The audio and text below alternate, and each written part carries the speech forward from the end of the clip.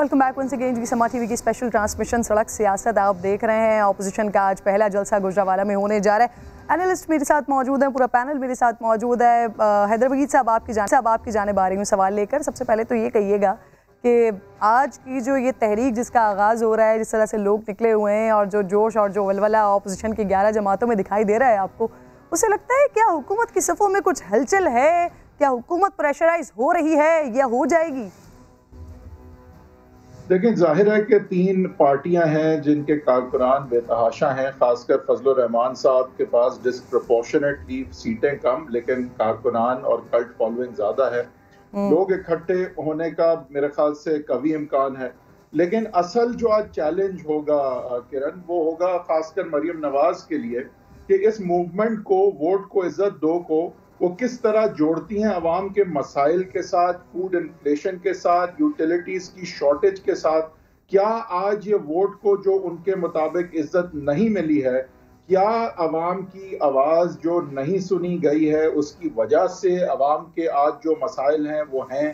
क्या जो आज ज़रूरी अशिया की कीमतें हैं उन मसाइल से वो अपनी मूवमेंट को आज जोड़ पाती हैं? मेरे ख्याल से ये चैलेंज होगा उनके लिए। खासकर आज वो होस्ट हैं और मैं तवक्को ये करूंगा कि आज की मूवमेंट को अवाम के दिलों और मसाइल के साथ वो जोड़ें ताकि अवाम जो है वो उनके बयानिए के अलावा जो उनके अपने मसाइल हैं उन बयानिए को वो मसाइल के साथ जोड़ें कि जो बयानिया है उनका कि वोट को इज्जत जब नहीं मिलती तो फिर अवाम को क्या होता है, उसको जोड़ना पड़ेगा साथ। तो ये चैलेंज है आज के। आज इस मूवमेंट ने अगर कामयाब होना है तो आज पहला कदम है, अवाम से जुड़ने का पहला मौका है। और अगर अवाम से जुड़ना है तो इस बयानिए ने, वोट को इज्जत दो ने, आज अवाम के मसाइल के साथ जुड़ना है और अवाम को आज ये बावर उन्हें कराना है कि आपके मसाइल इसलिए हैं क्योंकि आपके वोट को इज्जत नहीं मिली। वोट को इज्जत मिलती तो ये मसाइल शायद इस तरह नहीं होते। अहमद वलीद साहब भी साथ मौजूद हैं। अहमद साहब, जरा मुझे बताइए कि इस वक्त लाहौर की सिचुएशन क्या है?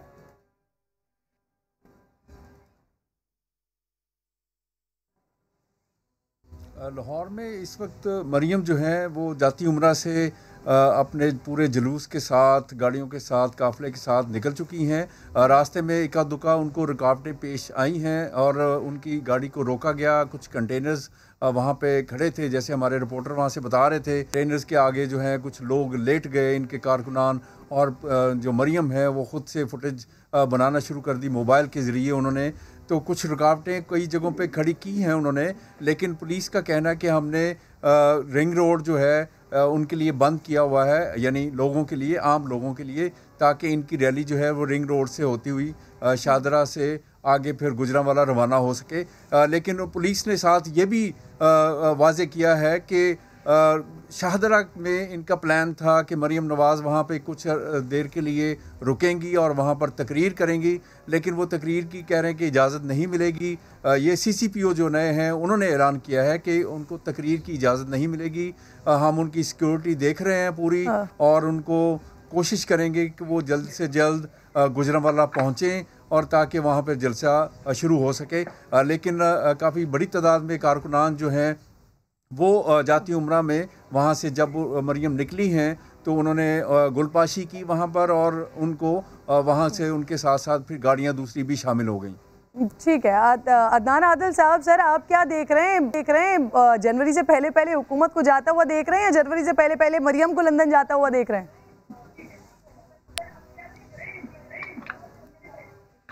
मैं दोनों चीज़ें नहीं देख रहा हूँ, क्योंकि मुझे नहीं लगता है कि जलसे जुलूसों से हुकूमत जाया करती है। मुझे याद है कि को भी नहीं लग रहा। तो जब आई थी 1986 में मोहम्मद खान जुनीजो की हुकूमत थी तो आवाम का एक सैलाब था और वो जो सैलाब और बड़े बड़े जलसे थे उसका मुकाबले में तो उसके बाद कभी नहीं हुए।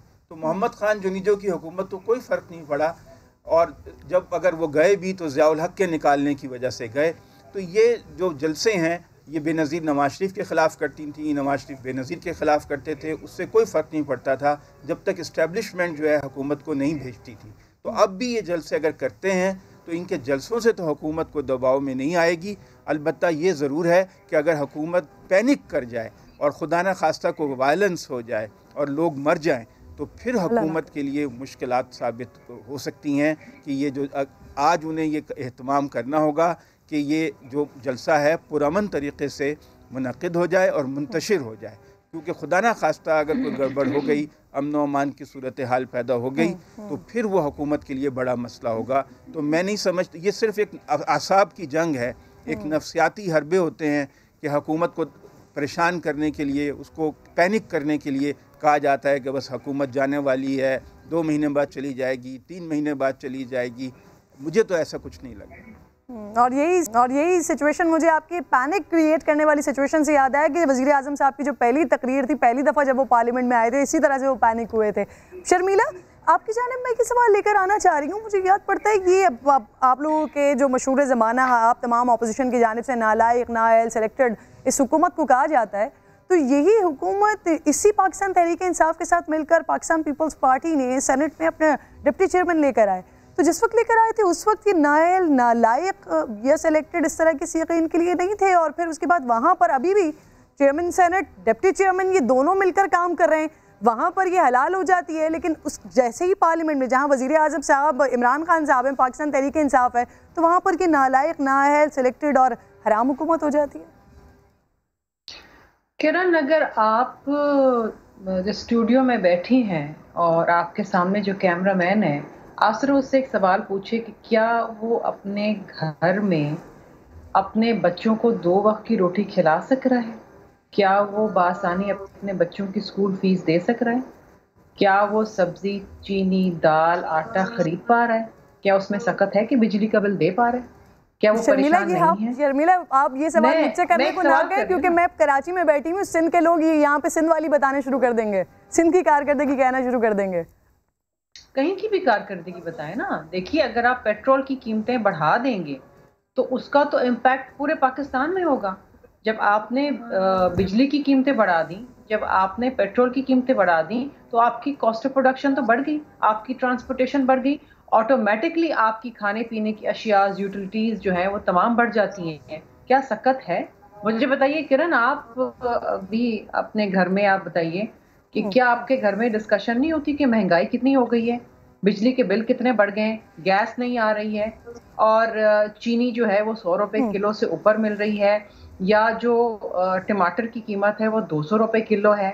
मुझे आप ये बताइए कि आप बाहर निकल के अगर आवाम से पूछती हैं तो आज हर आदमी चाहे उसने इमरान खान को वोट दिया हो या ना दिया हो, वो कहता है कि जितना बुरा हाल हमारा इस हुकूमत, इस दौर में पिछले 2 साल से हुआ है, आज से पहले कहीं नहीं हुआ, कभी भी नहीं हुआ पाकिस्तान की तारीख। शर्मिला, हम जो बात करते हैं कि पब्लिक डेट जो है वो इतना एस्केलेट हो गया पिछले 2 साल में, तारीखी एस्केलेशन हो गई, या FBR टारगेट अचीव नहीं कर पाया, या जनाब इतने कर्जे ले लिए, या बिजली की कीमतों में इतने इजाफा हो गया। वो तो चले, हम तो कर रहे हैं अपोजिशन की हैसियत से, हमें तो एक चार्जशीट देनी है हुकूमत को, लेकिन एक आम आदमी आज जो तहरीक चल रही है वो आम आदमी की निजात के लिए। मुझे आप बताइए कि वो अद्वियात जो लाइफ सेविंग ड्रग्स हैं, जिसमें ब्लड प्रेशर की दवाइयां हैं, जिसमें हार्ट डिजीज की दवाइयां हैं, जिसमें डायबिटीज की दवाइयां हैं, पिछले 2 सालों में उनके अंदर तकरीबन 500% इजाफा हुआ है। गैस की नरखों में पिछले 2 सालों में 221% इजाफा हुआ है। ये आज तक पाकिस्तान की तारीख में कभी नहीं हुआ। मुझे बताइए कि इस हुकूमत की क्या खारजा पॉलिसी है, कश्मीर से लेके सऊदी अरेबिया तक क्या खारजा? लेकिन क्योंकि आपने मुझसे सवाल कर दिया था शर्मिला, यहाँ पर सिंध में तो स्पेशली ये इंतजाम तो आप लोगों के पास है ना, तो अगर आप लोगों की जानिब से कंट्रोल किया जा रहा होता तो मैं यहाँ पर बैठ के तारीफ कर रही होती कि ठीक है हुकूमत की जो भी पॉलिसी है, लेकिन सिंध गवर्नमेंट ऐसी पॉलिसी लेकर चल रहे हैं।